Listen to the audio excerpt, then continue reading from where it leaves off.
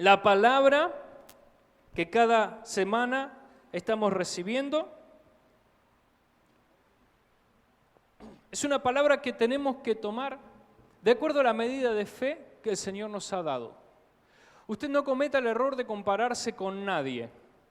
¿Sí? ¿Me va a hacer ese favor? Porque esto lo escucho muy a menudo y a veces también me pasa a mí. Entonces yo quiero alentarlo con esto. No se compare con aquel que está teniendo algún logro más. No se compare con aquel que parece que todo le va viento en popa y que toda la semana te testifica algo nuevo. Toda la semana alguien le regaló algo, el Señor le dio un trabajo, tiene prosperidad, le va todo bárbaro. El matrimonio está de primera y capaz que nosotros recibiendo la misma palabra en alguna área estamos... No sé si le ha pasado. ¿Hay humanos aquí? Dígame. De acuerdo a la medida de fe significa de acuerdo a lo que Dios dice para mí en este momento y no lo que dice mi situación momentánea. Eso es lo que significa. Entonces yo puedo creer en la palabra, creer en lo que estoy recibiendo, creer en el resultado que la palabra provoca en mí, aunque momentáneamente esté pasando algo que puede ser algo difícil, algo triste. A veces son cosas pasajeras, a veces son cosas permanentes. A veces sufrimos pérdidas permanentes. A veces sufrimos cuestiones de salud que parece que a la vista no tienen solución. Pero aún allí nosotros nos seguimos parando en la palabra y de acuerdo a la medida de fe que hemos recibido del Señor y que tenemos que estimular y hacer crecer en nosotros, tomamos la palabra y la ponemos por obra. ¿Usted se anima a hacer esto? Mire, hace ya un par de domingos que el pastor dice que nadie me diga que no le llegó el tiempo de Dios. ¿Cuánto le escucharon decir eso? ¿Verdad que sí? No quiero repetir mucho lo que él viene diciendo, porque si no ponemos una grabación del pastor hablando, pero usted lo busca en YouTube después. Pero no podemos decir que a mí no me llegó el tiempo de Dios llegó hace rato. Pero de acuerdo a nuestra medida de fe, a la fe que nos ha sido dada por el Señor, entonces ahí tenemos que empezar a actuar, tenemos que empezar a accionar. Y de esto quiero hablarte hoy, retomando lo que la semana pasada nos fue ministrado. Yo quiero que juntos podamos avanzar un poquito más en esto, que nuestra mente sea abierta. ¿Qué le parece? Levante su mano y oramos. Padre del cielo, esta mañana pedimos que nuestros corazones estén abiertos a ti. Señor, ponemos nuestra vista en ti y solo en ti. Abrimos el corazón, abrimos la mente, abrimos los oídos, reprendemos la distracción. En el nombre de Jesús, hoy queremos, Señor, ser edificados por tu palabra. Háblanos, Señor, y que todo lo que hoy se ha sembrado lleve mucho fruto en mi corazón. En el nombre de Jesús. Amén. Amén. Crecer en el Señor es algo natural, ¿sí? Es lo que tiene que ser. Todo aquello que ha sido hecho por el Señor nunca fue hecho así ya en la forma final en que debe estar. Observe, el libro de Romanos nos invita a observar la gloria de Dios por medio de la naturaleza, y cuando nosotros vemos la naturaleza, usted ve que una planta nace de una pequeña semilla, que tiene todo el potencial de crecer y desarrollarse, y aparte de ser algo único, lo mismo que, nosotros nacemos siendo niños, todavía hay cosas que deben formarse, terminar de formarse, necesitamos cuidados especiales y vamos creciendo. Y eso es lo natural. Si de repente naciera un niño y pasa 2 meses, 3 meses y el niño no crece, habría preocupación. Se comenzarían a hacer algunos estudios médicos. ¿Qué pasa que no crece? No está comiendo, ¿no? Pero el niño, supongamos que está bien de salud, que está todo perfecto, pero no crece. Y pasa 1 año, 2 años y el niño no crece y le hacen estudios. Y uno diría, eso no es normal. Diga, no es normal. No es normal. 20 años y el niño chiquitito ahí, todavía pañal y todo. No es normal. Porque todo lo que ha sido hecho por Dios por naturaleza comienza a desarrollarse y a crecer.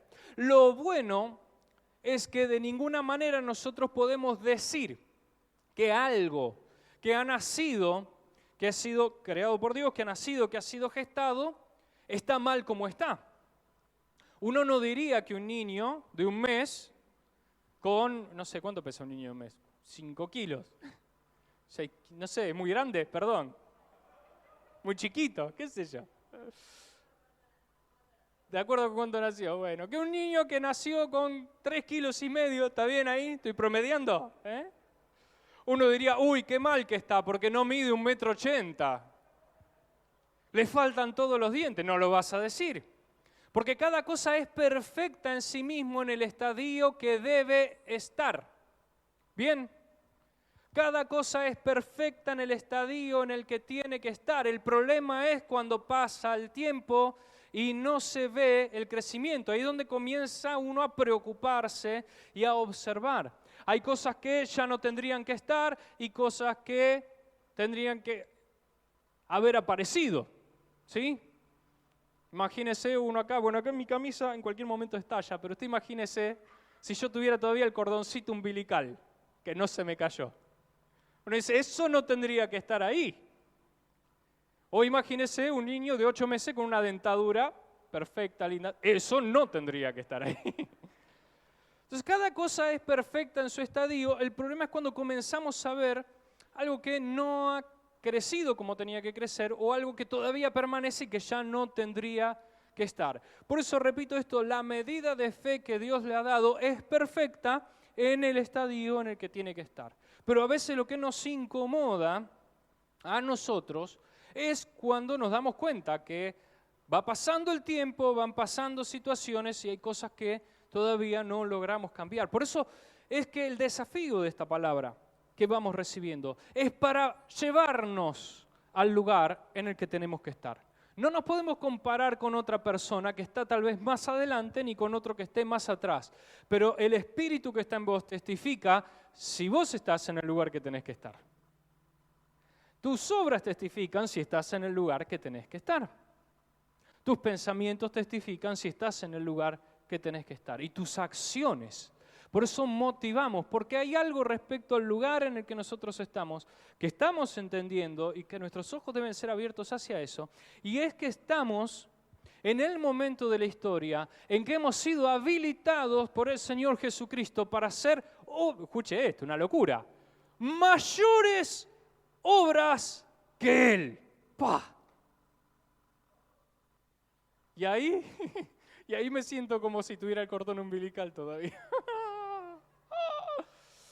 ¿En qué momento de la historia estamos? En el momento en que hemos sido habilitados por el Señor, por el Espíritu que está en nosotros para hacer mayores obras que Él.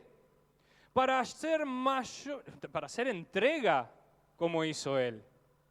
Porque uno piensa mayores obras y se imagina solamente los milagros, las señales, y los milagros y las señales son parte de aquello que hizo el Señor. Pero ¿qué hay de la entrega?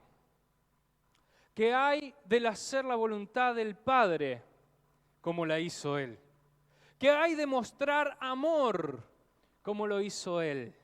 ¿Qué hay de mostrar compasión como lo hizo Él? Ahí también estamos habilitados para hacer mayores obras que Él. ¿Qué le parece? Porque si lo pensamos solamente en los milagros, a veces y nos escudamos, bueno, eso en algún tiempo vendrá. Pero no son solo los milagros, estamos habilitados por el Señor. Delante de Dios, Él dice la palabra, que el Señor nos ve justos por medio de Cristo. Cuando nos vemos a nosotros mismos, no siempre nos vemos como Dios nos ve. No siempre nos vemos justos. Nos vemos los errores, nos vemos las limitaciones, vemos las complicaciones que tenemos, vemos las cosas por cambiar. Pero delante de Dios, el Señor te ve como obra terminada. Ese es el momento en el que vivimos. Delante de Dios, sos puro, sin mancha. Delante de Dios estás capacitado.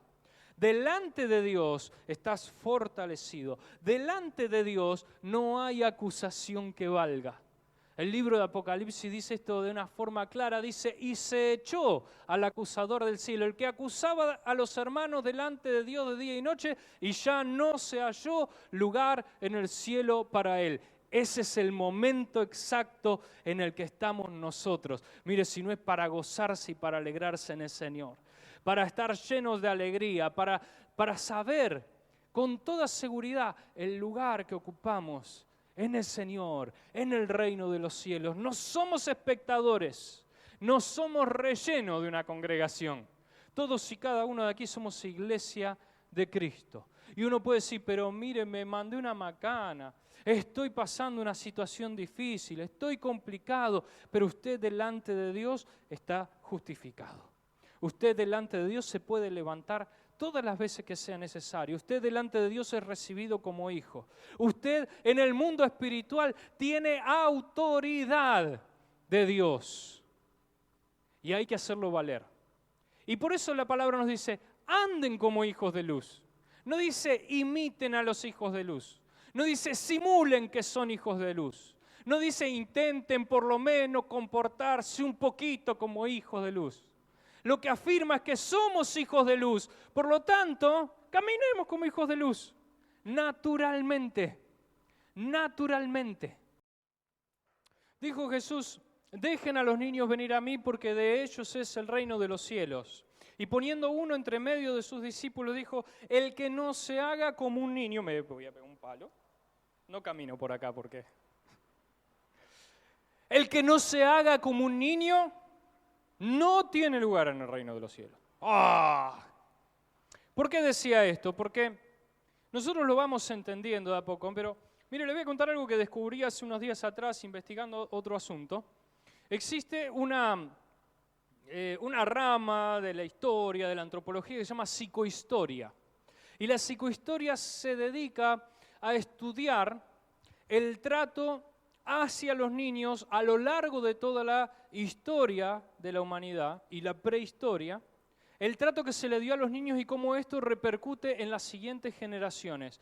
Es un trabajo muy interesante, si a usted le interesa el tema. Hay muchos que me vienen y me dicen, paso, ningún problema, no es obligatorio.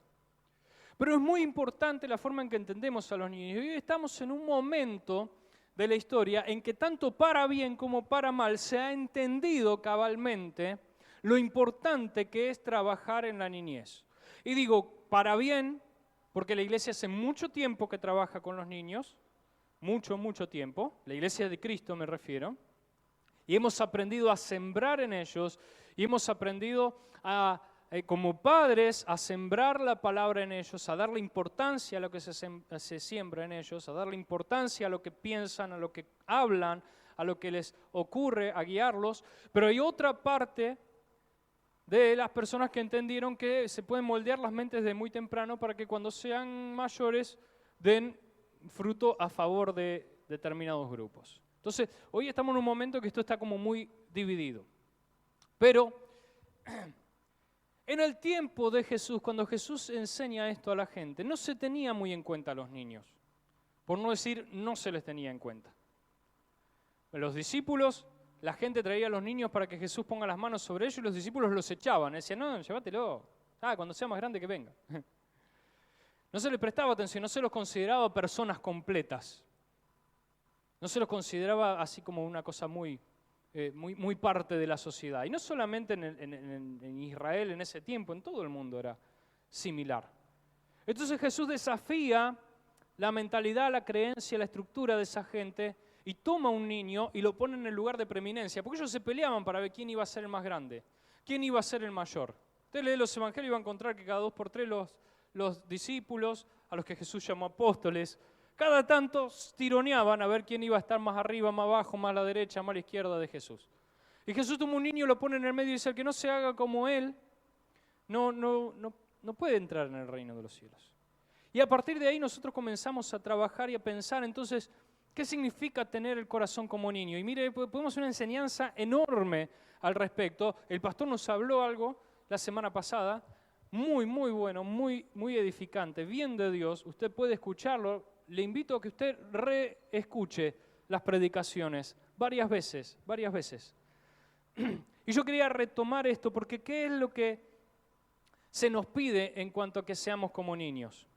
Miren, Jesús le da una revelación a Nicodemo y le dice, Nicodemo, si no naces de nuevo, no tienes lugar, no puedes entrar al reino de los cielos, no puedes entrar al reino de Dios. Y Nicodemo lo pensó desde un punto de vista absolutamente humano, natural, carnal, y dijo, ¿cómo puedo volver a serme niño y entrar otra vez en el vientre de mi madre? Y Jesús le dice, no, Nicodemo, no funciona de esa manera. Y sigue, Juan capítulo 3, léalo. Entonces, cuando leemos nosotros que tenemos que ser como niños, no cometamos el error de Nicodemo. No vamos a andar por ahí con babero, peleándonos con otro, con autito en el medio del culto, o el celular, no da, ¿verdad? Entonces, ¿qué significa como niño? Necesitamos tener un corazón de niño. Y hay algunas cualidades que quisiera mencionarle respecto a esto. Lo primero que encontramos en el niño, como mencioné hace un momento atrás, es potencial. Entonces, ¿tiene usted potencial para Dios? ¿Qué opina? Puede contestar, no me voy a ofender.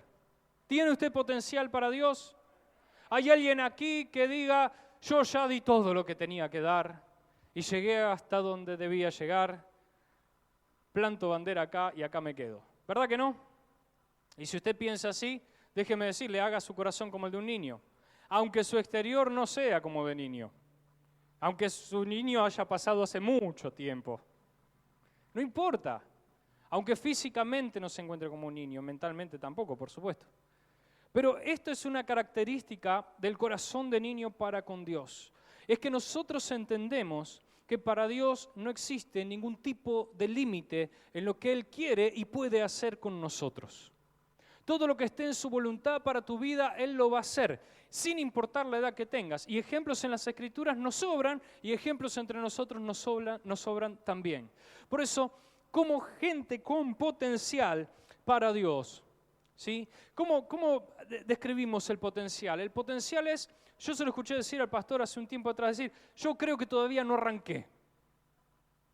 Así, y uno mira todo lo que ya ocurrió, todo lo que ya pasó, es decir, sentir que todavía no arranqué, eso no está muy bien. No, ¿qué no va a estar bien? Eso es un corazón de niño. Saber que no importa todo lo que hayas hecho, todavía hay mucho más por hacer. Hay mucho más para apasionarse, hay mucho más por conquistar. Claro, hay cosas que naturalmente vamos dejando de lado. Hay cosas que yo no voy a ser gimnasta profesional, por más fe que le ponga al asunto. Usted me entiende, ¿no? Entonces, pensemos de una forma razonable. Pero en mi corazón yo sé que para Dios no hay ningún tipo de límite en lo que Él quiere hacer.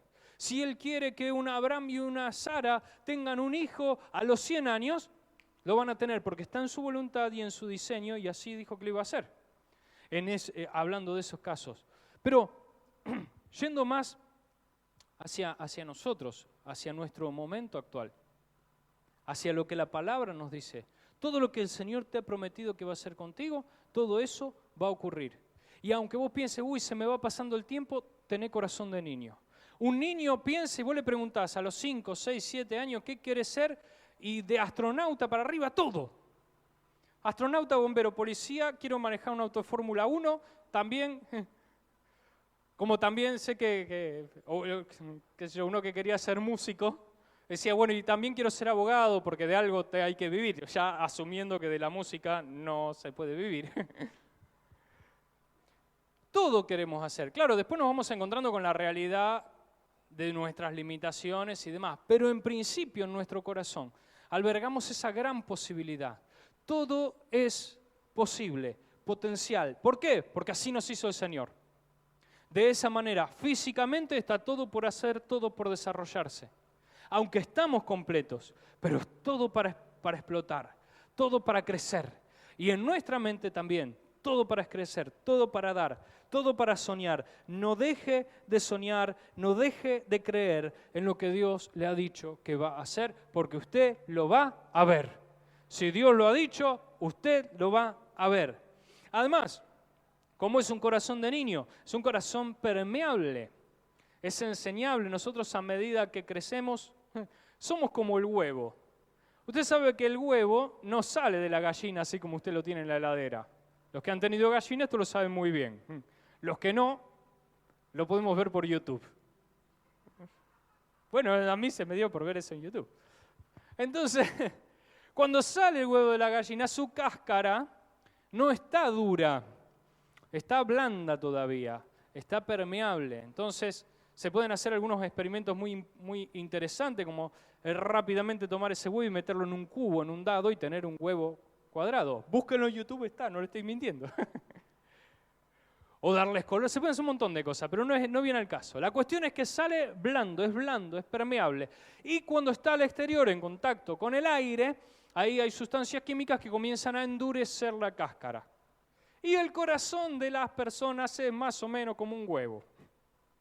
¿En qué sentido? En que primero es blando y es permeable y es moldeable, y a medida que va pasando el tiempo se va poniendo duro. No duro de decir, tengo un corazón duro.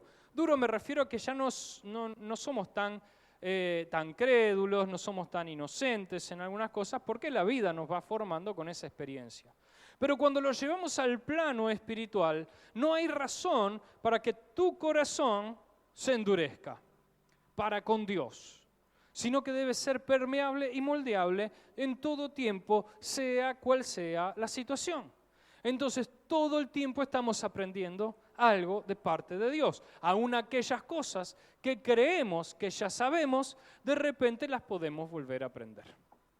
Tantas verdades espirituales, porque si nosotros nos sentamos cada domingo aquí y agarramos la Biblia y comenzamos a leer y escuchamos la palabra, decimos, sí, esto ya lo sé. Sí, esto ya lo sé. Yo le puedo asegurar que la mayor parte de las cosas que nosotros decimos aquí, o que el pastor nos habla, o que los líderes que predican nos hablan, usted ya lo sabe. La mayoría de los versículos bíblicos que leen aquí, usted ya los leyó, no me va a decir que no.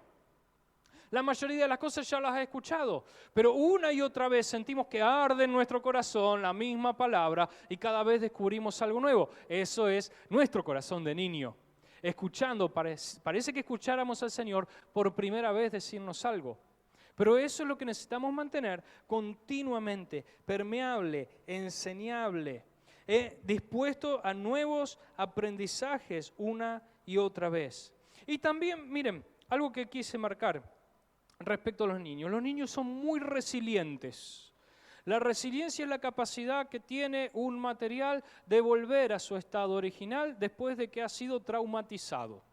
Muchas palabras muy difíciles. Es decir, la resiliencia de los materiales, por ejemplo, los materiales de construcción, se habla de la resiliencia de un hierro. Entonces se lo somete a una serie de pruebas, se lo empieza a doblar o a golpear o a calentar y después se deja aparte y se observa si ha perdido o no ha perdido su capacidad. Si al doblarlo, ese material, después vos lo agarrás y ya no es rígido, sino que quedó blandito, no es un material resiliente. Pero si vos lo doblás y volvió a su posición original, o lo doblás y sigue estando duro, es un material resiliente. Lo mismo se aplica al hablar en psicología, se aplica al hablar de nosotros, de nuestra mente, ¿sí? De nuestras neuronas, de nuestra capacidad de resiliencia. Es decir, si al pasar por diversas situaciones que nos llevan a momentos de estrés, es decir, de estiramiento, de presión, situaciones difíciles como situaciones alegres también. Ojo que no todo es tristeza y dolor y sufrimiento. También la euforia pone a prueba nuestra resiliencia. ¿Qué capacidad tenemos de volver otra vez al estado original sin haber sido deformados por la situación? Si transformados puede ser, pero deformados al punto de que ya no vuelve a ser como era antes. Y los niños son muy resilientes. Un niño está hecho para golpearse. Yo sé que los papás temen mucho a esto, ¿sí? Y todos los que fuimos papás primerizos, ya con el segundo no, el segundo se cría de otra manera, pero con el primero es como que no se golpee, quiere caminar, que no se caiga, que no. Y con el segundo, bueno, chichones, sangra la nariz, se le cae algún diente, y es como que ya lo tenemos más asumido. ¿Por qué? Porque sabemos que no pasa nada, si se golpea, se le sale un chichón y enseguida se cura, se raspa y enseguida cicatriza. Pero además de eso, los niños son muy resilientes en su alma y en su mente, porque están en el momento de aprendizaje.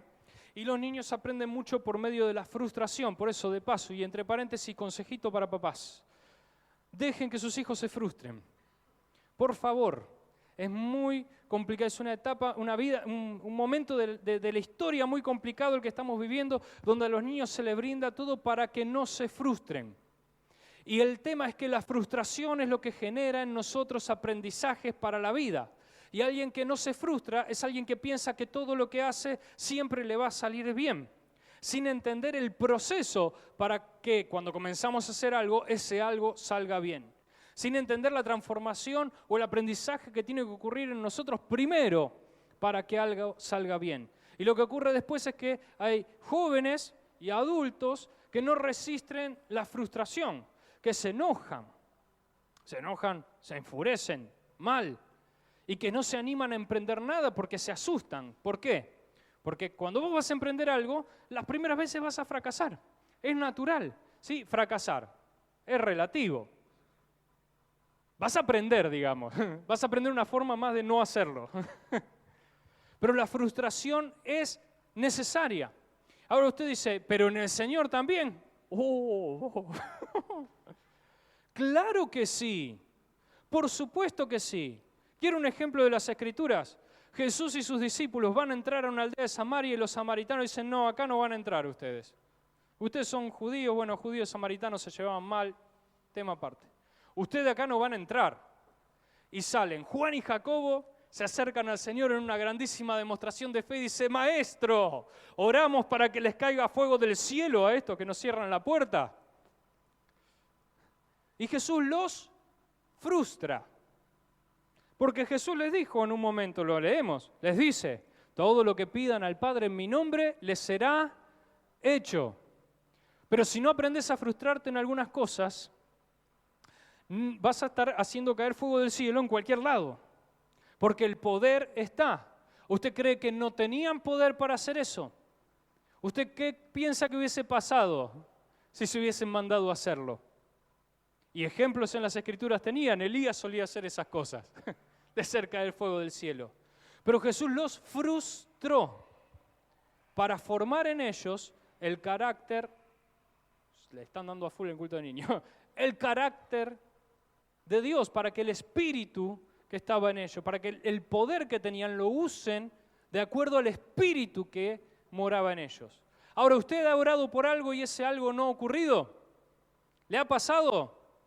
¿Le ha pasado estar orando para hacer tal vez un negocio, para adquirir algo, por una sanidad, y ora fervientemente y recibe palabras, pero eso no pasa? Y Dios parece que no le respondiera. ¿Le pasó alguna vez? Dígame que sí, por favor, porque si no me siento un lagarto acá. ¿Qué soy? El único al que le pasó. ¿Verdad que sí? ¿Sabe cómo se llama eso? Frustración. Y parece una mala palabra, pero internalice que la frustración es lo que va a formar en usted el carácter de Cristo.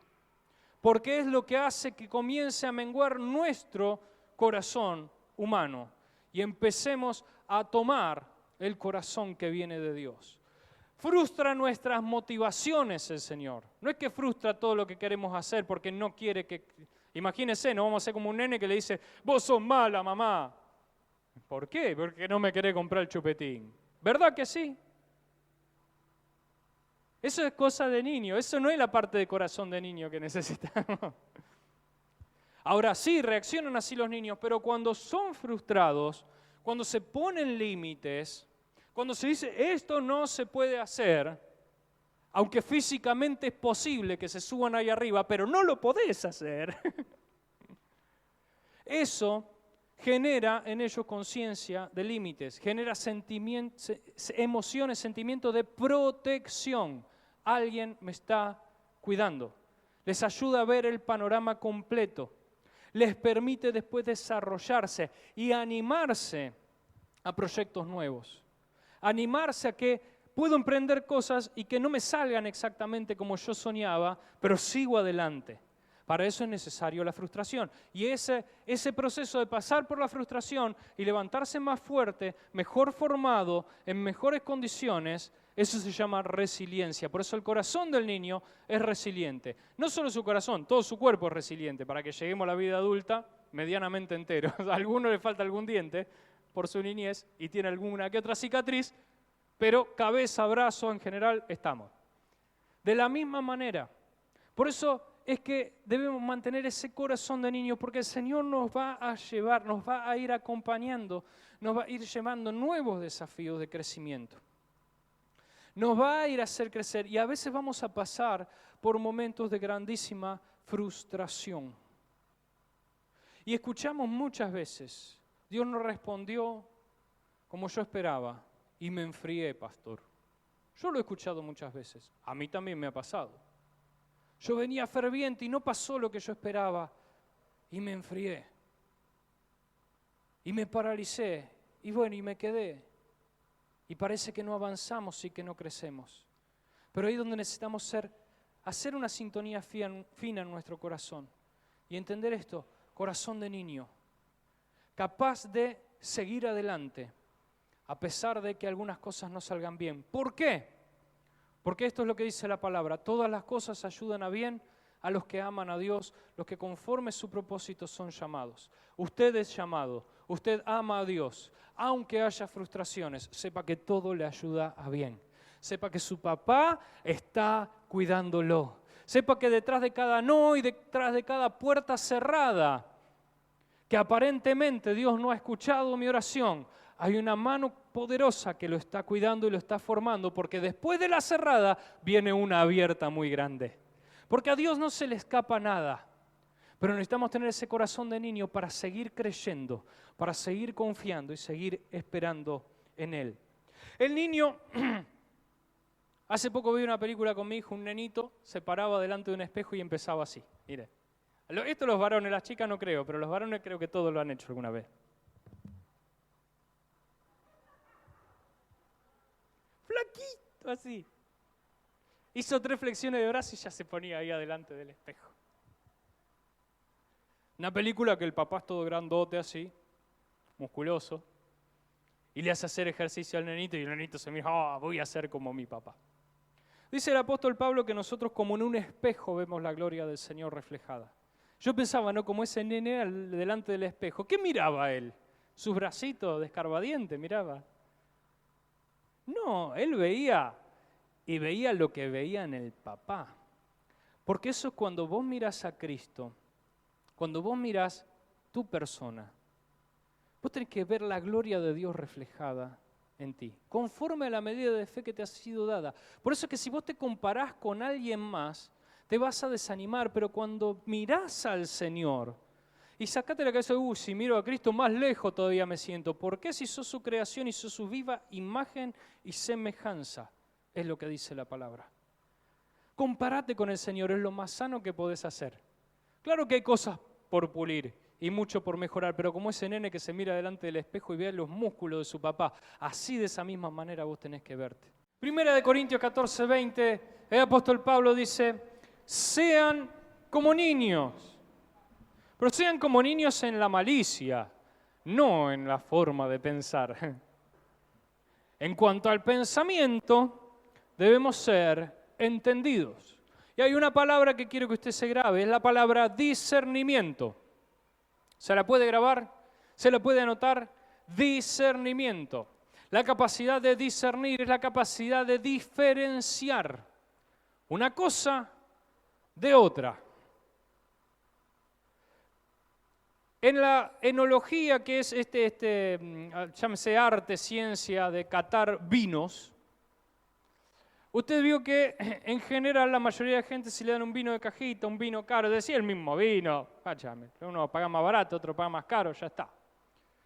Pero en enología se habla de las narices más poderosas del mundo, gente que está perfectamente entrenada para que en ese líquido que nosotros vemos de un color que puede ser más o menos rojo, más o menos claro, y que para nosotros tiene el mismo olor al alcohol, y que si lo agarran, ¿vieron que los nenes cuando agarran el vino, quiero probar, papá, y vos le das y hace, porque no están preparados todavía para eso.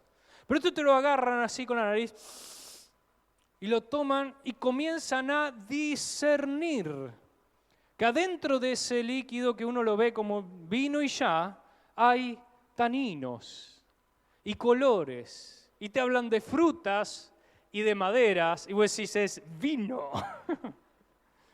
¿Cómo puede ser? Bueno, lo mismo en otras cosas, en gastronomía también, ¿no? Que uno dice, ¿está rico o no está rico? Ya está. Está hablando, está tierno, está duro, listo. Pero no, pero hay gente que no, este corte, por la materia grasa que tienes, ¿no? ¿Verdad? Nosotros somos catadores expertos en eso con el hermano Marcelo Leone. Tenemos un doctorado en fiambrería. La capacidad de discernir es poder ver aún más adentro de aquello que parece que ya es evidente. Por eso el discernimiento tiene mucha más profundidad que solamente saber qué es lo que está bien y qué es lo que está mal. El ejercitar el discernimiento es la actitud que tiene que tener nuestra mente. Y sabe que el Espíritu de Dios que nos ha sido dado es el que nos lleva a entrenar más y más profundamente el discernimiento. Por eso es que quienes aún están en un estadio de madurez / inmadurez, a veces se preguntan, ¿pero qué tiene de malo que haga esto? ¿Le ha pasado eso? ¿Le ha pasado que por ahí si nos señalan, pero esto está mal, pero esto no tendrías que hacer? Y a veces nos defendemos y decimos, ¿pero qué tiene de malo? Y a veces no es tan evidente como para decir, bueno, no está bien andar por la calle robándole la billetera a la gente. A veces no es tan grosero lo que nos están señalando. A veces son cuestiones de actitud, de conducta, son cosas muy finas. Pero la falta de discernimiento, o sea, esa preparación para entender un poco más en profundidad las cosas, hace que nos hagamos esa pregunta, ¿y qué tiene de malo tal o cual cosa? Ahora, hay muchas cosas que probablemente no tienen nada de malo, pero si usted lee en algún momento, 1 Corintios capítulo 15, el apóstol Pablo dice algo así, dice, miren, todo me es lícito, todo me está permitido, pero no me conviene todo. Todo me está permitido. Yo puedo hacer y puedo tomar y comer cualquier cosa, pero yo no me voy a dejar dominar por ninguna cosa. Habla de discernimiento. Y quiero contarles este ejemplo para que ustedes vean hacia dónde apuntamos. En ese tiempo, en ciudades como Corinto, por ejemplo, para comprar carne, uno asistía no existían por supuesto las carnicerías con refrigeración como ahora, uno asistía a ciertos lugares cercanos a los templos paganos y compraba allí un pedazo de carne. A veces esa carne venía de las granjas y a veces venía de los templos. Los templos hacían sacrificios y después vendían esa carne y la gente las compraba. Esa carne normalmente se vendía a veces un poco más cara porque esta se sacrificó a tal dios y tiene tal propiedad. Cuestiones místicas y cosas así medias turbias de las religiones paganas de ese momento. Pero Pablo decía, yo cuando voy a comer a un lugar, y él no siempre iba a comer a casa de creyentes, no siempre iba a comer a casa de gente judía como él o de creyentes en Cristo. Él iba donde sea que lo invitaran y tuviera la posibilidad de hablar de Cristo. Entonces, dice, cuando voy a una casa, yo no pregunto de dónde salió la carne. Yo me siento y como.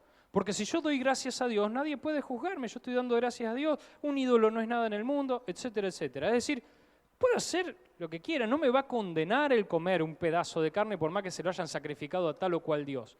No hay nada detrás de eso.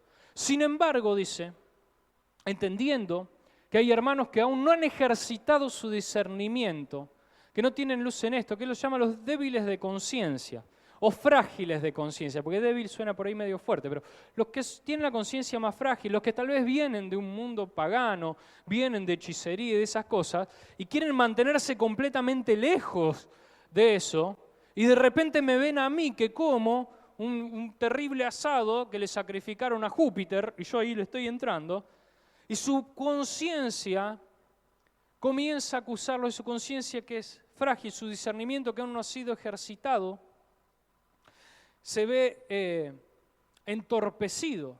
Y yo que tengo que ser de bendición para el hermano, en lugar de eso le soy de tropiezo.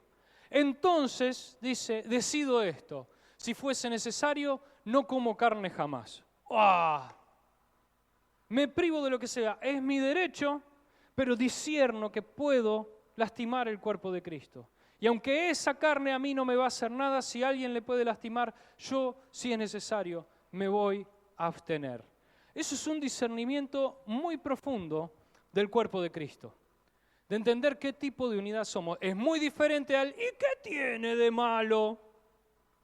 Si le molesta, que no lo haga. ¿Se da cuenta qué diferente que es?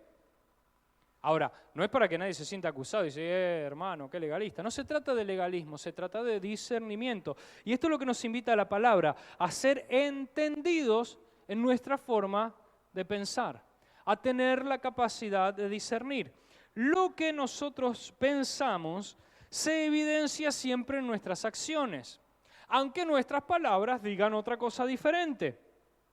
Nosotros podemos hablar de una manera, decir que pensamos de cierta manera, pero en definitiva nuestras acciones tarde o temprano van a reflejar aquello que realmente está establecido en nuestra mente. A veces de forma consciente y a veces de manera que no somos del todo conscientes. Y por eso necesitamos la luz del Espíritu Santo, que va despacito trabajando con nosotros, llevándonos siempre a ajustar, a corregir. Por eso siempre somos desafiados a renunciar a algo, a transformar algo, a transformar nuestra mente.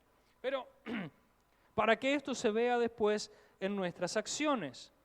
Lo que nosotros pensamos o nuestra forma de pensar va a estar siempre formado por la palabra de Dios. Si nos sometemos a la palabra es la que va a actuar en nuestros pensamientos. Si nos alimentamos de otra cosa, entonces nuestros pensamientos van a estar formados de otra manera.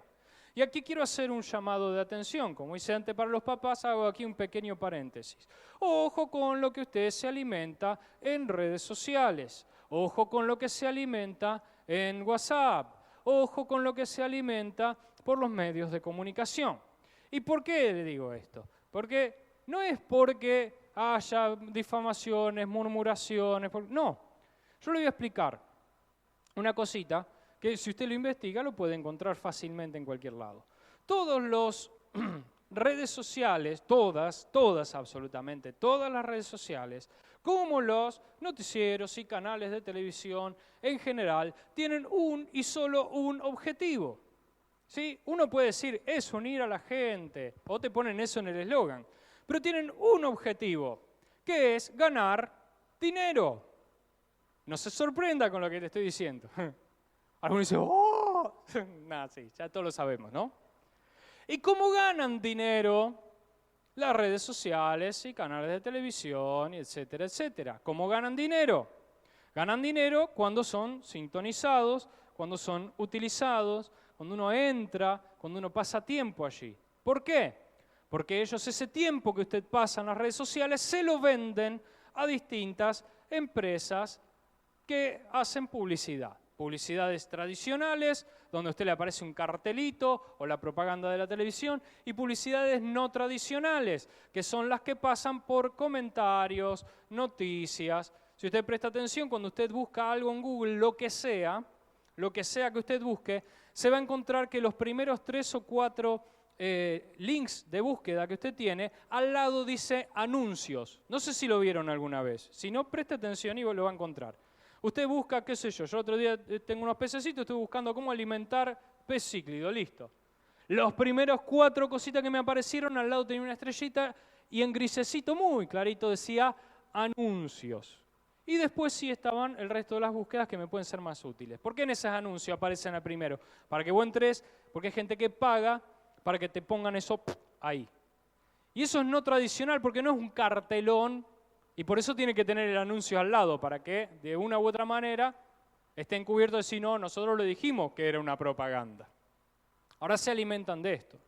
Y para lograr esto, que uno pase más tiempo mirando las redes sociales y mirando televisión y noticias, usan un criterio que es bastante, digamos, natural y normal. La gente va a pasar más tiempo mirando aquello que o disfruta o que está de acuerdo. Si usted ve algo en la televisión que le resulta ofensivo o que le aburre, lo va a pagar. Si usted está leyendo en las redes sociales algo que le resulta ofensivo o que le aburre o que le resulta intransigente, es decir, que no le interesa, lo va a pagar. Por lo tanto, el sistema, se llama algoritmo, que tienen instaladas las redes sociales, busca continuamente información que a usted le resulte relevante, interesante, que vaya de acuerdo a su forma de pensar. Por eso es que usted se va a encontrar que en su Facebook va a encontrar siempre gente que opina igual que usted. Siempre va a encontrar videitos y reseñas referidos a cosas que a usted le interesa y que, oh casualidad, son exactamente como usted pensaba. Juegan con algo que se llama sesgo de confirmación. Pero otro día se lo voy a explicar eso. Si no, búsquelo. Siempre. Y esto no es al azar. Esto está hecho así a propósito. Ahora, ¿cuál es el problema con esto? El problema es que nunca, jamás, por medio de los contenidos que me lleguen por las redes sociales, voy a ser confrontado en mi forma de pensar. Nunca, siempre voy a ser confirmado para que consuma más y más y más. Y uno dice, ¿qué problema hay? Siempre vamos a encontrar más evidencia que apoye más lo que yo pensaba de cualquier tema, de lo que sea. Desde cómo arreglar un auto, hasta el calentamiento global, hasta cómo hacer una choza al aire libre. Lo que usted quiera, siempre este algoritmo va a funcionar de esta manera. ¿Qué te gusta? ¿Te gusta el blanco? Vamos con blanco, blanco, blanco, blanco. ¿A qué le gusta el blanco también? Te acerco con el que le gusta el blanco. Siempre así. Y nunca somos confrontados o expuestos a maneras diferentes de pensar, a maneras diferentes de ver las cosas. Y eso no quiere decir que tengamos que estar de acuerdo con todos, pero la mente se va entorpeciendo y se va cerrando cada vez más en sus sesgos. ¿Y sabe qué dice la palabra en el libro de Hebreos? Dice que el alimento sólido es para aquellos que por el uso han aprendido a discernir entre el bien y el mal. ¿Qué significa por el uso? Por estar en el frente de batalla. Por estar confrontados a distintas opiniones, a distintas opciones, por estar metidos en lugares donde hay que tomar decisiones. Y por el uso, por el ejercicio, aprendo a discernir, a diferenciar, no solo lo que está bien y lo que está mal, sino aún dentro de lo que está bien, tengo que aprender a discernir. Entonces se da cuenta que el espíritu de este mundo y la forma en que funcionan los medios de comunicación de este mundo está hecho para que eso que dice la palabra no ocurra ni con usted ni con nadie. Que usted no sea expuesto al uso de su facultad de discernimiento, sino que todo el tiempo sea alimentado, ¿sí? Como los pollitos, como las vacas en el feedlot, quietito ahí y coma, y dele, y dele, y dele. Y esto no quiere decir que lo que usted reciba sea verdad, sea mentira, esté bien o esté mal. Es poco importante y poco relevante. Eso después te lo diferenciará. Pero no somos expuestos a la realidad por medio de las redes sociales. ¿Quiere saber cuál es la realidad a la que usted tiene que ser expuesto? Es la realidad que está allí afuera, mi hermano. Es la realidad que está fuera de su celular. Es la realidad que está fuera de la puerta de su casa y fuera de su televisor. Es la realidad que está en su puesto de trabajo, la realidad que está en su lugar de estudio, la realidad que está en la calle, como veíamos hace unas semanas atrás en el Congreso, de sellados respecto a la trata de personas y al tráfico humano, y cómo todo esto ocurre a la vista de todo el mundo, pero nadie lo ve, porque falta el discernimiento para entender tal vez que esa persona, veíamos el caso de una chica llevada, engañada a Las Vegas, esta ciudad que tiene un montón de casinos, y obligada a prostituirse, y ella entraba en los casinos y dice de su propia boca, yo veía toda esa gente que estaba en las maquinitas, ching, ching, ching, y me miraban y me saludaban, y nadie tenía ni la menor idea de que yo estaba en una situación de esclavitud. Y en qué estaba amenazada y lo que estaba padeciendo, nadie se dio cuenta, nadie lo podía discernir. Pero nosotros, amados, tenemos el Espíritu de Cristo. Por eso nuestra fuente de alimentación, para formar nuestra mente, ha de ser la palabra de Dios. Dice el apóstol Pedro, tenemos la palabra profética más segura. Esta no le podés cerrar. Y la palabra, por eso la palabra de Dios te cuenta los grandes logros de los hombres de fe y también te cuenta sus grandes fracasos. No te oculta nada. Te muestra la gracia de Dios operando en gente igual a nosotros. Te muestra todo el panorama y nos enseña a discernir. Esto significa tener una mente entendida. Cuando tenemos una mente entendida, entonces somos capaces de discernir. Esto que dice 1 Corintios 11, Pablo hablando de la cena del Señor, dice, es necesario discernir el cuerpo de Cristo. Llegar a entender cómo está compuesto, cuál es mi lugar en el cuerpo de Cristo. ¿Por qué puedo estar unido en Cristo a una persona con la que pienso diametralmente opuesto en otras cosas de la vida? ¿Por qué puedo estar unido en Cristo con alguien que ha tenido vivencias de lo más diversas, muy diferentes a mí, estilos de vida diferentes a mí? ¿Cómo puedo discernirlo? Por el uso. Nuestra mente es un campo de batalla. Yo creo que esto todo lo han comprobado de una u otra forma. Recibimos la palabra, tomamos decisiones en Dios, pero después aquí todos los días estamos peleando. Todos los días hay tentaciones. Todos los días nuestra mente recibe estos ataques, estos bombardeos, de una u otra forma que tratan de desalentarnos, o de desanimarnos, o de desalinearnos del Señor. ¿Y sabe qué dice la palabra respecto a esto? ¿Cómo peleamos en la batalla de nuestra mente? No se pelea con redes sociales. No se pelea haciendo fuerza. No se pelea abstrayéndome de todo, diciendo, no, yo no quiero ni escuchar nada. Tampoco. Dice la Escritura que nuestras armas no son carnales, son poderosas en Dios para destrucción de fortalezas. Fortalezas aquí. Dice, sujetando todo pensamiento a la obediencia de Cristo. Sujetando nuestros pensamientos a la verdad. Llevando todo lo que pasa por mi mente a la palabra. Llevando todo a la presencia de Dios. Y con ese corazón de niño que hablamos recién, recibir la corrección del Señor. Entender que tengo mi forma de hacer las cosas, pero eso no significa que sea la única ni que sea la única que esté bien. Porque eso también nos lleva a veces a renegar. Especialmente cuando miramos cómo otros hacen las cosas. Decimos, ¿cómo puede ser que haga así? Sujetando nuestra mente a la verdad.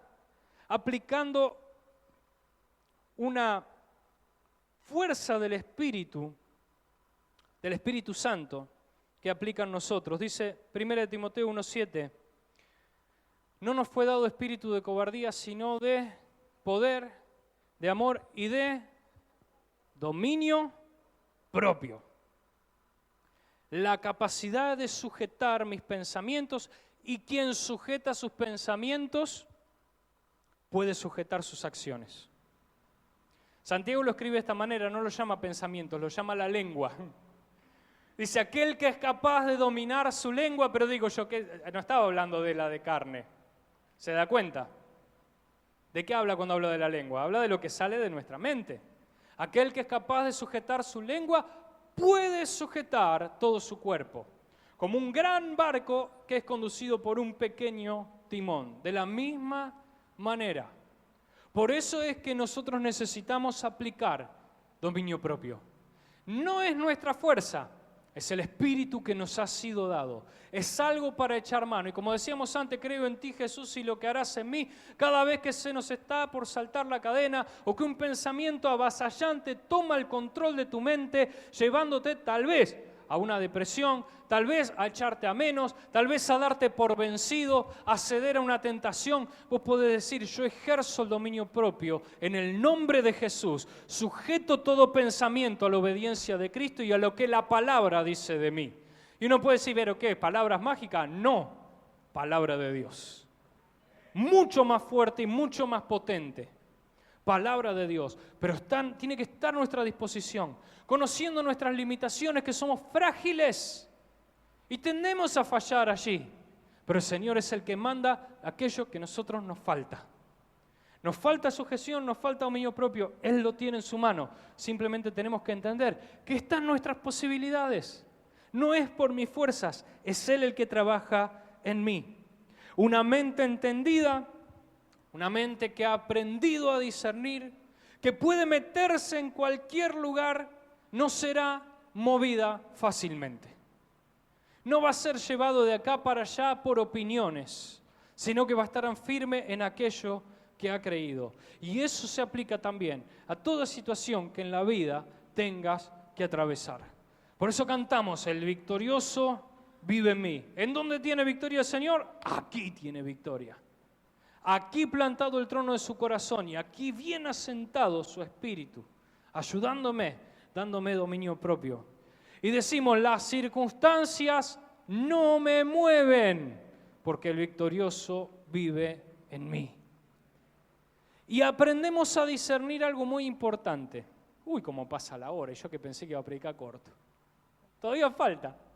Y aprendemos a discernir algo muy importante, que Jesús le da una importancia tremenda, a discernir lo de esta tierra con lo del cielo. A discernir qué es de aquí y qué es de allá. Cuando yo no puedo discernir qué es de aquí y qué es de allá, fácilmente voy a ser conmovido de cualquier lugar en donde el Señor me quiera poner.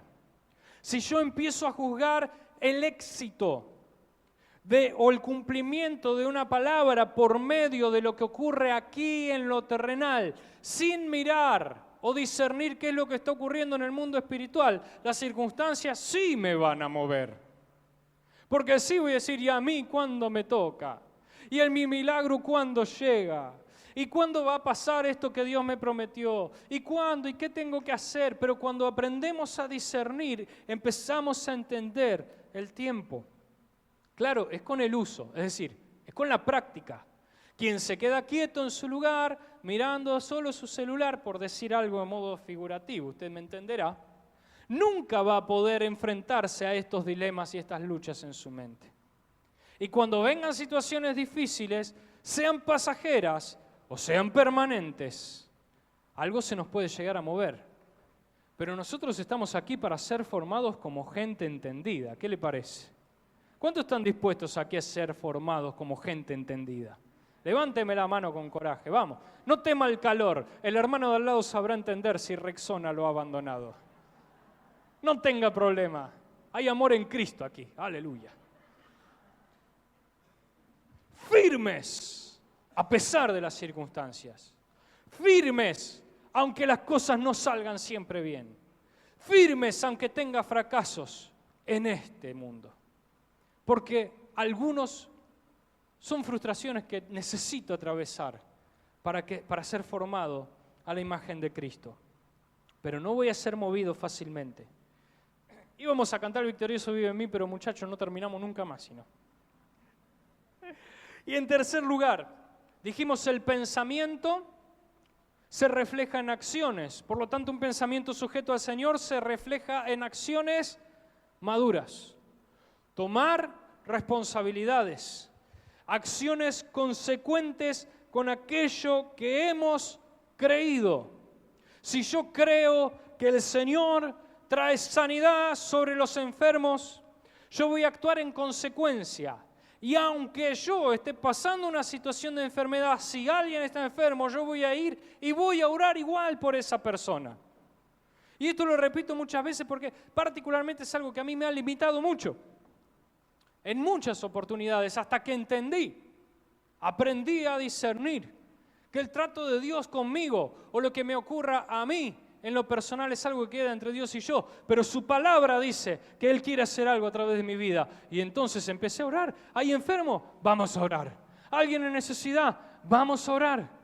No importa si hay cosas que yo no he alcanzado o no he visto, porque hay algo que yo creo y lo que creo a mí me impulsa a seguir adelante. ¿Por qué estamos parados en este lugar?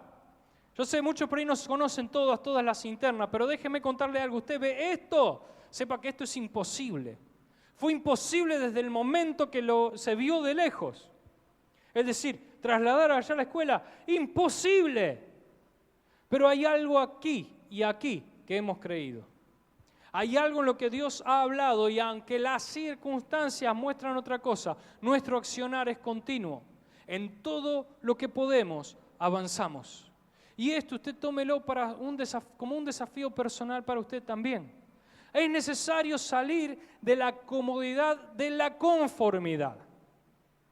La comodidad, quiero aclarar algo respecto a esto. Cuando hablamos de salir de la comodidad, no se imagine salir de la hamaca paraguaya en la que uno está. La comodidad o el ámbito de comodidad, de conformidad en el que nos manejamos, no siempre es un lugar agradable. Hay gente que su lugar de comodidad es su postración. Su lugar de comodidad es su pobreza. Su lugar de comodidad es una situación familiar insostenible.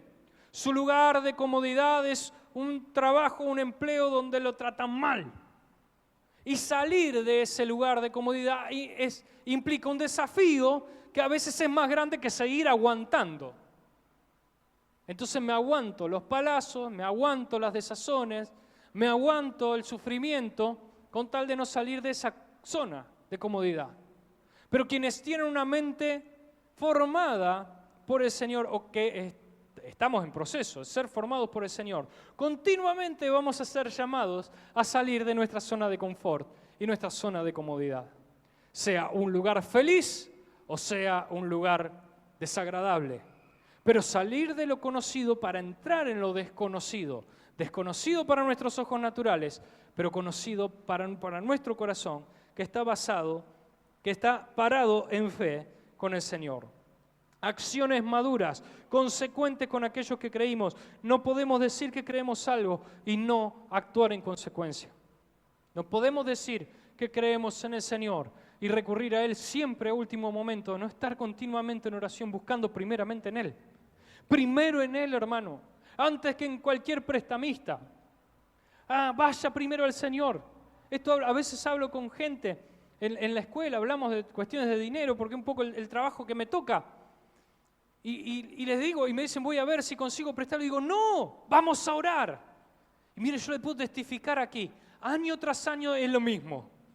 Año tras año, vamos a orar y a la semana, te puedo pagar. Gloria a Dios, digo yo. Y gloria a Dios, dice la gente. ¿Por qué? Porque vio la intervención del Señor. No podemos decir que creemos en el Señor y recurrir primero a lo natural. Ese es un ejemplo, pero en todas las áreas pasa lo mismo. Recurrir primero a la tristeza, recurrir primero a enojarme, recurrir primero a protestar. Primero al Señor. Primero al Señor. Consecuente, acciones maduras, basados en la confianza de la fe.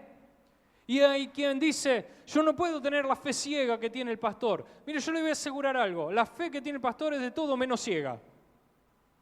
Porque no existe tal cosa como la fe ciega. La fe ciega es credulidad. La fe ciega no es fe, es presunción. Eso creo que tengo fe. Me tiro, no tengo nada que perder. Eso no es fe. ¿Sabe qué es la fe? La fe es certeza y es convicción. No hay ninguna ceguera en eso. Fe, por supuesto que la certeza es la convicción de lo que se espera y lo que no se ve, pero no se ve por una cuestión temporal y momentánea. No se ve porque no se ve con los ojos naturales, pero sí se ve con los ojos del Espíritu. Eso es fe, eso es lo que usted tiene que alimentar. Por eso el corazón de niño permeable al Señor y la mente entendida, nutrida de la palabra, es algo, es una mente, es un corazón que va a desarrollar una fe sólida, que sabe entender que aunque hay cosas que no se ven, ya están dichas y ya están hechas por el Señor. Por eso lo que Dios le ha hablado a usted, créalo con toda confianza y accione, mi hermano. No espere a que llegue hasta usted. Comience usted a caminar hacia el milagro. Comience usted a caminar al cumplimiento de lo que Dios le ha dado para hacer. Eso es lo que estamos haciendo como congregación. Eso es lo que usted debe hacer en su vida personal. Camine hacia lo que Dios le ha hablado. Camine. Pueden pasar un montón de cosas alrededor, pero usted tiene una seguridad, que es esa fe que Dios le ha dado. Y finalmente, para terminar, porque si no, no nos vamos más en serio. Yo amenazo, pero son las 2 de la tarde y estamos acá. Escuche. No son las 2. Escuche. Las acciones de fe, consecuentes de gente que ha creído al Señor, tienen una y solo una motivación, que es el amor. Si no hay amor, la misma acción no tiene ninguna repercusión eterna. Si no hay amor en lo que estoy haciendo, Y no el amor que uno le pone a la comida porque la hago con mucho amor. Eso no es cierto. Hágala bien, cocínela bien, use buenos ingredientes si quiere que salga bien. Porque el amor solo no alcanza para eso. No. El amor del Señor. 1 Corintios 13. En los pasajes que el pastor nos dio la semana pasada hablamos de este pasaje. 1 Corintios 12, 13 y 14. Léalo con profundidad. Busque entendimiento del Señor en esto. Una iglesia como la iglesia de Corinto, llena de dones espirituales, ejerciendo dones espirituales para el Señor, ganando gente para Cristo, pero tenían sus dificultades. Y una de ellas el apóstol Pablo le identifica. Dice, miren, ustedes procuren los mejores dones, procuren tomar acciones de fe, tomar acciones para Dios. Háganlo con pasión, háganlo con vehemencia. Anímense, pero yo les voy a mostrar el camino que es más excelente. Y comienza a decirle, miren, si yo pudiese hablar, hablando de dones espirituales, si yo pudiese hablar lenguas humanas, lenguas angelicales, si pudiese hacerlo, pero no tengo amor, no sirve de nada. Si yo vendiese todo lo que tengo y aún diese mi cuerpo para ser quemado, para alimentar a los pobres, mira el extremo de entrega, pero no tengo amor, no tiene ninguna repercusión. Si yo pudiese hacer tantas cosas y tomar acciones de fe, pero a mí lo que me motiva no es el amor de Dios, entonces eso que estoy haciendo va a tener otra motivación detrás. Y esto es algo en lo que nuestras acciones tienen que ser puestas a prueba siempre, porque tarde o temprano el resultado se va a ver. El resultado de hacer las cosas por amor es que vamos a tener nuestro espíritu fortalecido, nuestro corazón siempre queriendo más de Dios y más para Dios. Pero a veces hacemos las cosas con una motivación diferente, por no saber discernir, no es por maldad, quiero que me entienda, no estoy diciendo que nadie haga cosas por maldad o por egoísmo, pero a veces por no saber discernir, por no tener una mente entendida, hacemos cosas de una motivación diferente y el resultado final es un grandísimo desgaste. No hago más nada por nadie. Al final uno hace y nadie te reconoce. Es un cansancio, una pesadez, algo que te frena, un desencanto con la obra del Señor y con trabajar para Él. Y yo sé que mucha gente ha experimentado esto, mi amado hermano. Yo sé que mucho nos ha pasado en alguna situación, alguna vez. Y yo quiero, esta mañana, podamos ser sanados por el Espíritu de Dios en esta área. Y el apóstol Pablo habla del amor. Y no habla de hacer las cosas por amor. No habla de hacer las cosas por amor a la gente. No habla de hacer las cosas por amor a Dios. Habla de hacer las cosas con el amor de Dios. Y comienza a decir, ¿cómo es el amor? Es sufrido, es benigno, no es jactancioso, no se envanece, no busca lo suyo, no se irrita. ¿Para qué seguir? No se vale. El amor de Dios viene a nuestras vidas y nos motiva a acciones de fe de manera absolutamente recontra, no natural. Viene solamente de Dios, que es la única fuente, porque Dios es amor. Él no tiene amor, Él no siente amor, Él es amor. Y eso tiene que estar en nosotros. Cuando tomamos acción sobre algo, no puedo interiorizar en todo esto, pero que el Espíritu le revele, hermano. Nuestro lugar, dice el Señor Jesús, dice, el mundo los conocerá por cómo ustedes aman. Y eso es lo que diferencia a la iglesia de Cristo de cualquier otro movimiento sobre la tierra.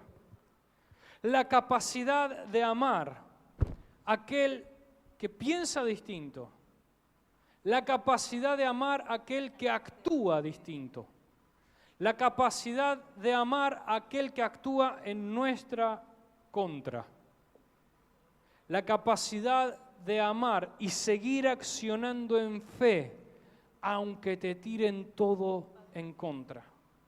Y Jesús nos advirtió, nos dije, mira, el mundo no los va a querer. ¿Cuántos quieren seguir a Cristo acá? Gloria a Dios. Vamos, todavía hay creyentes después de una hora de predicación. Gloria a Dios. ¿Cuántos quieren seguir a Cristo? Dígame amén de vuelta. Amén. ¿Qué dijo el Señor? Miren, ustedes me siguen. El mundo no los va a querer. No te van a querer. ¿Podés aceptarlo? ¿Podés entender? No te va a querer. Porque si yo, que soy el maestro, me dijeron que trabajo para el diablo, porque a Jesús le dijeron, echa fuera a los demonios por el poder de Belcebú. Oh. ¡Qué locura! Si de mí dijeron eso, imagínate qué van a decir de vos. Imagínate qué van a esperar de vos. Pero ¿cuándo te van a conocer? Cuando vean que en vos todavía hay amor. Cuando te... No puedo actuar esto, porque no me nace del corazón decirle nada a mi hermano. Pero cuando te digan, no, porque vos te decís cristiano y pa. Y nosotros en lugar de apartarnos, alejarnos, retrucar o discutir, amamos.